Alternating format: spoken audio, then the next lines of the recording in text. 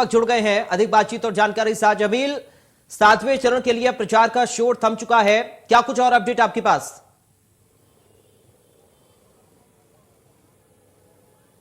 बिल्कुल, पिछले 2 महीने से लगातार चुनावी माहौल चल रहा था पूरे उत्तर प्रदेश में 403 विधानसभा सीट को लेकर।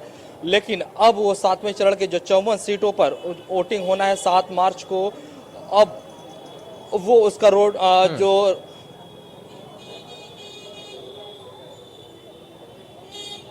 जी जमील बोलिए, आपकी आवाज आ रही है, आप बोलिए जमील।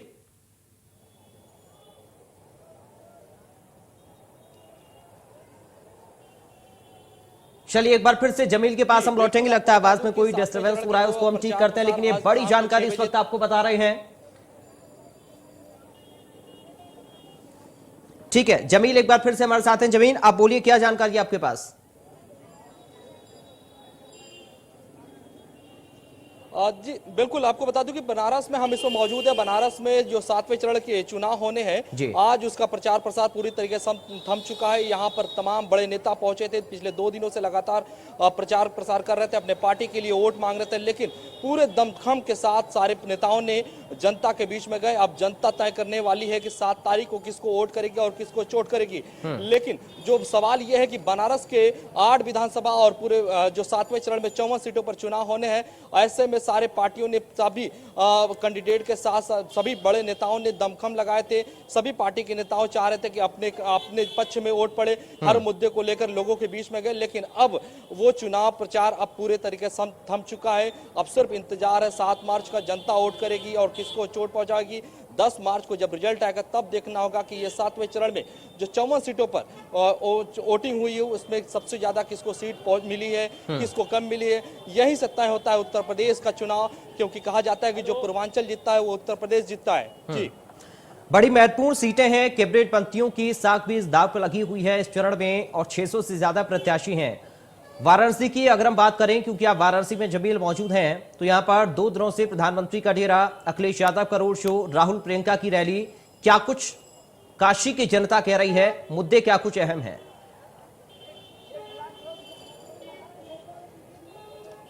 बिल्कुल प्रयाग, आपको बताना चाहूंगी कि प्रधानमंत्री नरेंद्र मोदी का जो रोड शो रहा बेहद ठीक ठाक रहा, ये बहुत अच्छा कह सकते हैं। क्योंकि राहुल गांधी और प्रियंका गांधी का भी रोड शो रहा, उसके बाद अखिलेश यादव का भी शाम को रोड शो रहा। तो सारे नेताओं ने अपने तरीके से पूरी झोंक दी थी बनारस में, क्योंकि बनारस में 8 विधानसभा सीटें हैं। और ऐसे में 2017 की बात की जाए तो 2017 में भारतीय जनता पार्टी गठबंधन के साथ पूरे सीटों पर काबिज हुई थी। लेकिन इस बार थोड़ा सा मुकाबला टफ है। समाजवादी पार्टी इस 2-3 सीटों पर उसकी लड़ाई है, 1 सीटों पर कांग्रेस लड़ रही बहुत मजबूती के साथ। इससे लेकर तमाम जो पार्टी के नेता अपने अपने पक्ष में अपने अपने लोगों के बीच में जाकर वोट मांग रहे थे। प्रधानमंत्री का 2 दिन का कार्यक्रम बेहद खास रहा, क्योंकि ये संसदीय क्षेत्र उनका पड़ता है। और इसलिए ये बहुत महत्वपूर्ण हो जाता है कि प्रधानमंत्री पिछले बार भी अलग अलग वर्गों से बातचीत किए थे और बातचीत करने के बाद जो रिजल्ट आया था वो आप भी जानते हैं। पूरा के बाद उन्होंने हर बातचीत की, लगातार डबल इंजन की सरकार के लिए उन्होंने अपील की कि भारतीय जनता पार्टी ने जिस तरीके से उत्तर प्रदेश की तस्वीर जनता पार्टी की सरकार बनती है तो ये तस्वीर और भी खूबसूरत।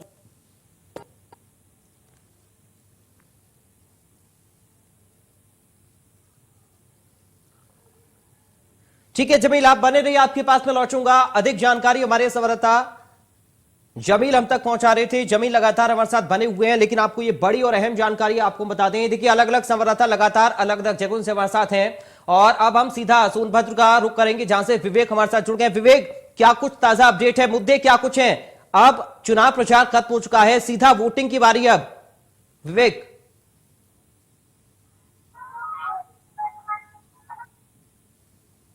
कि 10 मार्च को जिन नेताओं ने मेहनत की थी, दमखम दिखाया था, उसका परिणाम क्या होगा, चीजें जीत किसके खाते में जाएगी, ये तो देखने वाली बात होगी 10 तारीख को। लेकिन जहां तक प्रचार की बात है कि वो 6 बजे तक प्रचार वो समाप्त हो गया है और जिला प्रशासन ने ये अल्टीमेटम भी दे दिया है कि जो भी बड़े नेता या जो भी कार्यकर्ता दूसरे जिलों से आकर सोनभद्र में प्रचार कर रहे थे, वो मतदान के 48 घंटे पहले उसको खाली कर दें। इस तरह की चीजें भी प्रशासन की तरफ से की जा रही हैं। अब तो ये देखने वाली बात होगी कि 10 तारीख को जो नेताओं का दमखम है वो कितना रंग लाता है, किसके पक्ष में जाता है। लेकिन जो मुद्दों की बात करें तो जो प्रमुख मुद्दे हैं वो अभी भी बेरोजगारी और तमाम जो राशन, इस तरह के जो मुद्दे हैं, महंगाई को लेकर, है ना, अभी भी मुद्दे ये जिंदा हैं। इन्हीं मुद्दों पर लोग अपना दमखम दिखा रहे थे। हर पार्टी के लोग कह रहे थे कि नहीं, हम आएंगे तो महंगाई कम होगी, हम आएंगे तो नौकरी देंगे। और उधर भारतीय जनता पार्टी भी कह रही है कि हमने इतनी नौकरी दी है। तो ये रस्साकसी लगातार देखने को मिल रही थी। अब तो ये देखना होगा कि 10 मार्च को जो रिजल्ट आएगा, मैंडेट किधर जाएगा, कौन आदमी, कौन जो पब्लिक है वो भारतीय जनता पार्टी को कितना स्वीकार करती है, और समाजवादी पार्टी जो अन्य पार्टियां हैं उसको कितना वो अपना मैंडेट देती है, ये तो देखने वाली बात होगी। ठीक है, अब जौनपुर का रुख करेंगे जहां पर राजन हमारे संवाददाता हमारे साथ जुड़े हुए। राजन, प्रचार का पैकअप और अब वोटिंग की बारी है। जी बिल्कुल, प्रचार का शोर जो है वो आज थम गया है। और आज अगर हम बात करें तो बड़े बड़े दिग्गज जो है वो जौनपुर में पहुंचे प्रचार करने, क्योंकि जौनपुर की अगर हम बात करें तो यहाँ पे 9 विधानसभा सीटें, जिसमें जो मल्हनी सीट है वो पूरे पूर्वांचल ही नहीं पूरे प्रदेश में मायने रखती है, क्योंकि यहाँ से बाहुबली कहे जाने वाले धनंजय सिंह जो पूर्व सांसद है वो भी जेडीयू से मैदान में। तो आज जो है यहाँ पे तगड़ा प्रचार था, क्योंकि अमित शाह यहाँ पे पहुंचे, प्रियंका गांधी ने रोड शो किया, साथ ही अखिलेश यादव ने भी मल्हनी में अपनी जनसभा की। तो 5 बजे तक जो प्रचार का समय था, लोग दमखम अपना दिखाते रहे, क्योंकि 9 विधानसभा सीटें हैं। अगर हम बात करें तो पिछले चुनाव में यहाँ पे 4 पे बीजेपी थी, 1 पे अपना दल एस और भाजपा गठबंधन थी, और 3 पे समाजवादी पार्टी।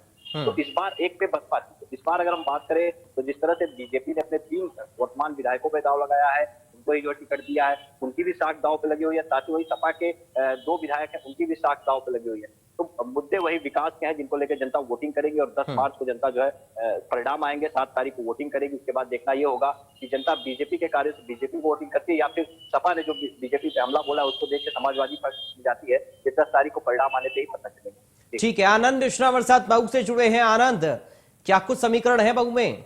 चुनाव प्रचार अब थम गया है, वोटिंग होनी है अब सीधा, क्या मुद्दे जनता के हैं?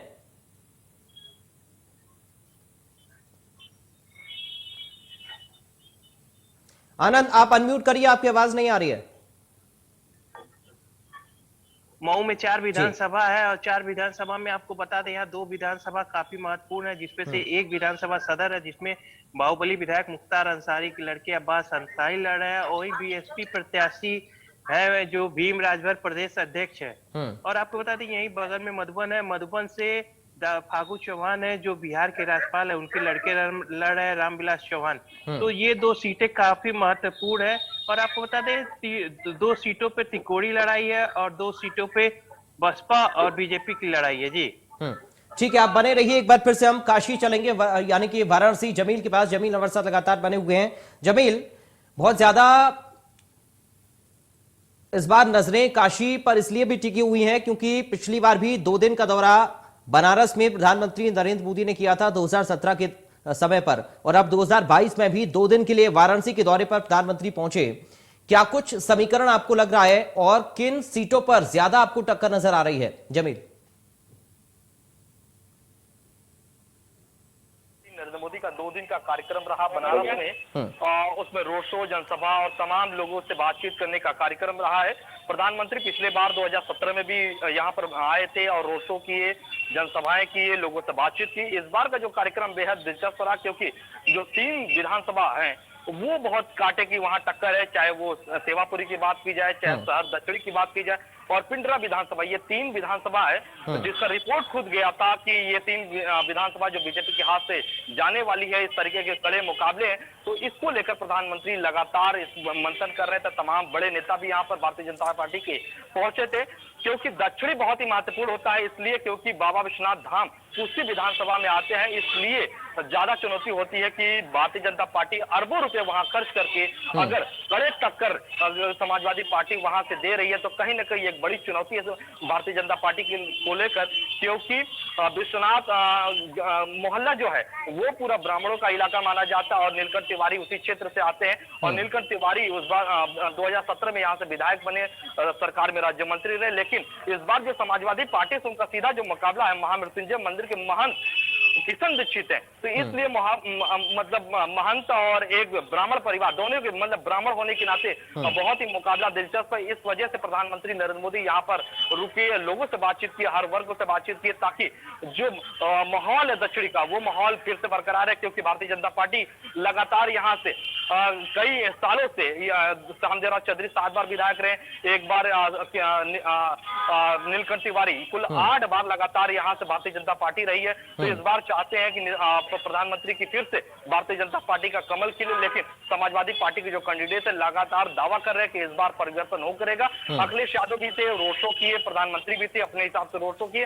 अब देखना होगा कि जनता किसके साथ जाती है, किसको वोट करती है, क्योंकि ये बहुत ही महत्वपूर्ण हो जाता है। हर आदमी के अपने अपने मुद्दे होते हैं, मुद्दे लोग बीच में लेकर जाते हैं। जनता 5 साल के विकास डबल इंजन को देकर करती है, या फिर जो वादे किए गए अखिलेश यादव को उसको देखकर वोट करती है। ये देखना बेहद दिलचस्प होगा 7 मार्च को, और उसके बाद जब रिजल्ट आएगा 10 मार्च को, तब पता चलेगा कि आखिर दक्षिणी से विधायक कौन हुआ, सेवापुरी जो फंसा हुआ सीट है वहां से विधायक हुआ, पिंडरा से विधायक कौन होता है, या फिर 8 जो विधानसभा है वहां पर किन कमल खिलता है, या फिर पंजा आता है, या फिर साइकिल चलती है।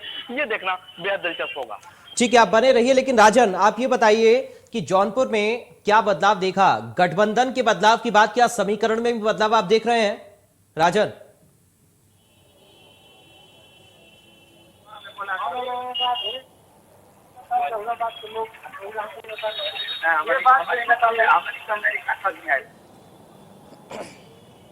और सपा के कैंडिडेट की लड़ाई देखने के लिए बाकी जितनी भी 8 सीटें वहां पे सीधे तौर पे सपा और भाजपा। ठीक है, आपको रोकना चाहूंगा, आप बने रहिए। मिर्जापुर से इस वक्त आकाश हमारे साथ जुड़ गए। आकाश, चुनावी शोर थम चुका है और अब वोटिंग की बारी है 7 मार्च को।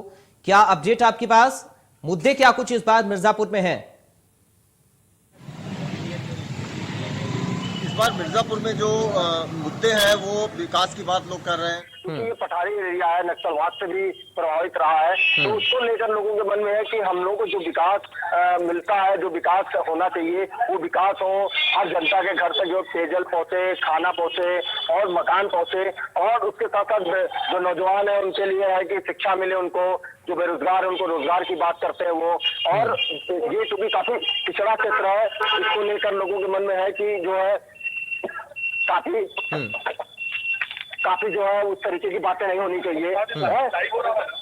और लोगों का कहना है कि जो भी मुद्दा है उस मुद्दे को बहुत ध्यान में रखकर जो है लोगों के मन में है कि यहाँ के स्थानीय मुद्दों को लोगों के मन में है कि उसको देखते हुए लोग सोच के बैठे हुए हैं कि हम इस बार किसको वोट देंगे। मगर ये सारी चीजें जो है जो लोगों के मन में चल रहा है वो कल जो है जब ये 7 तारीख को जब वोट पड़ेगा तो उन बातों को ध्यान में रखकर यहाँ के मतदाता अपना वोट कास्ट करेंगे। इस बार किन किन सीटों पर आपको ज्यादा नजर लोगों की वहां पर बनी हुई है? किन सीटों पर ज्यादा कांटे की टक्कर आप वहां पर देख रहे हैं? कि यहाँ पे जो भी 5 सीटें रही हैं वो एनडीए की रही हैं, 4 सीटें भाजपा की और एक उसकी सहयोगी दल अपना दल में रहा है। तो उनको देखते हुए जो है जो 5 सीटें हैं लगभग 4 सीटों पर यहाँ पे जो है वो त्रिकोणीय मुकाबला देखने के लिए मिल रहा है। हालांकि मतदाता जो है वह अपनी बात को बहुत खुलकर नहीं कह रहा है। लोगों की जनसभाएं हुई हैं, हर पार्टी के जो है के बड़े नेता स्टार प्रचारक यहाँ पे आए हैं। मोदी जी की जनसभा हुई, यहाँ पे योगी जी की जनसभा हुई है और तमाम भाजपा के दिग्गज यहाँ पे आए हैं।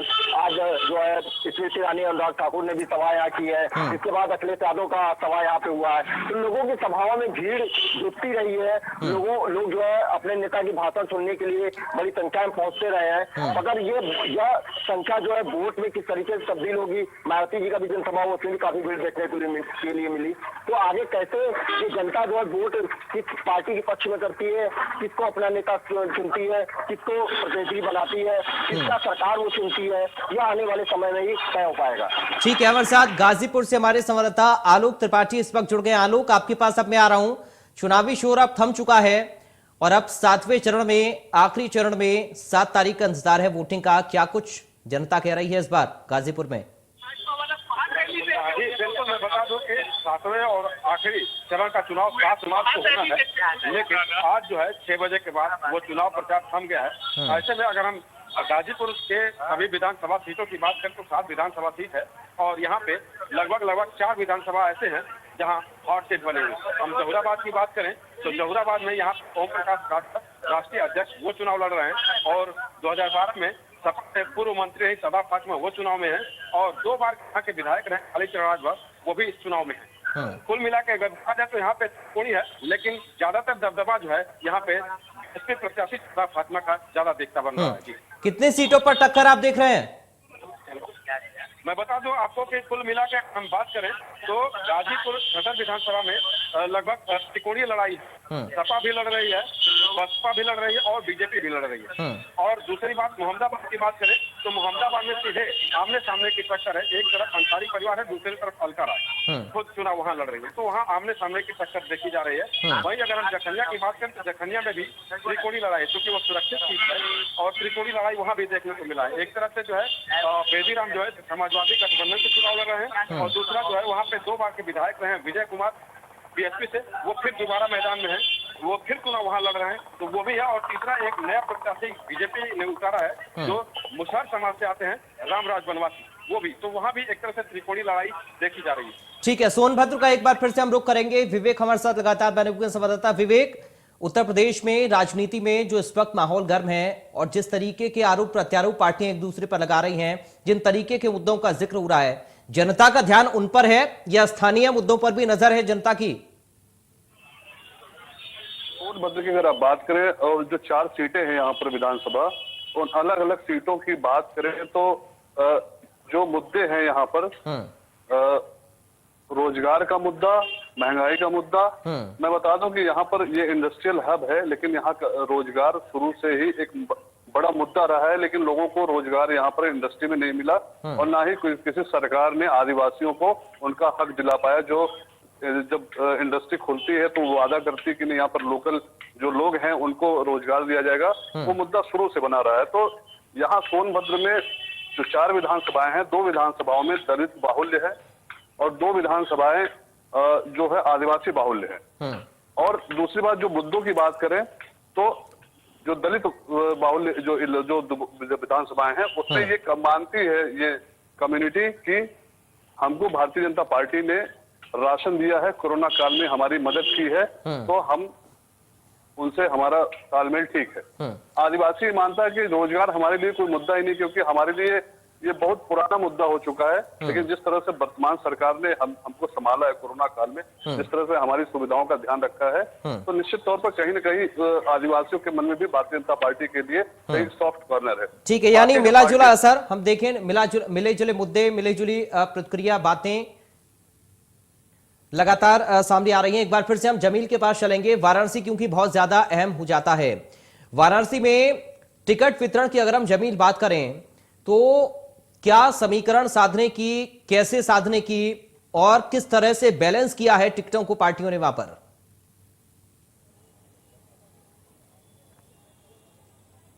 बिल्कुल, टिकटों की अगर बात की जाए तो टिकट को लेकर थोड़ी सी नाराजगी रही है कुछ दोनों पार्टियों में, चाहे वो समाजवादी हो या फिर भारतीय जनता पार्टी हो। कांग्रेस में भी थोड़ी सी नाराजगी साफ देखने को मिली थी, क्योंकि कांग्रेस पार्टी के कई पुराने नेता लगातार टिकट के लिए लगे थे।